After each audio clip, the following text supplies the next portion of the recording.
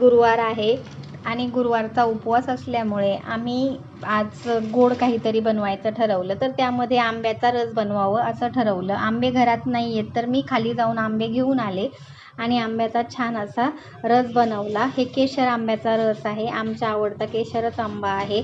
आणि हा रस आता मी झाकून फ्रीजमध्ये ठेवून दिलेला आहे. तोपर्यंत मला बाकीच्या गोष्टींची तयारी करायची आहे. फ्लावरची भाजी केलेली आहे आणि पीठही मळून ठेवलेलं आहे. ही भांडी आहेत रस बनवलेली, ही तोपर्यंत मी घासून ठेवलेली आहेत, म्हणजे आपल्याला त्रास कमी होतो. तर शिवांशलाही मध्ये पाण्याची बॉटल भरून दिलेली आहे आणि गरम गरम चपात्या करून घेतलेल्या आहेत. हे पीठ मी आधीच भिजवून ठेवलेलं आहे, त्यामुळे चपात्या मस्त मऊ अशा होतात.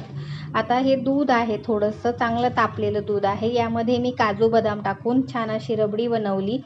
फ्लावरची भाजी बनवलेली आहे, चपात्या झालेल्या आहेत. आता जेवण जे आहे ते वाढायला घेत आहे आणि त्रिशाची मध्येच लुडबुड चालू आहे की मी फक्त चपाती आणि आमरस खाणार. तोपर्यंत तिच्या पप्पांनी पाणी भरून घेतलेलं आहे. आता जेवणानंतर ही जी भाजी आहे ती 2 दिवसापूर्वी आणलेली आहे आणि आता ती निवडायला मला खूप जास्त त्रास झालेला आहे. त्यामुळे भाजी आपण जी आहे ती ताजी असताना निवडायला पाहिजे.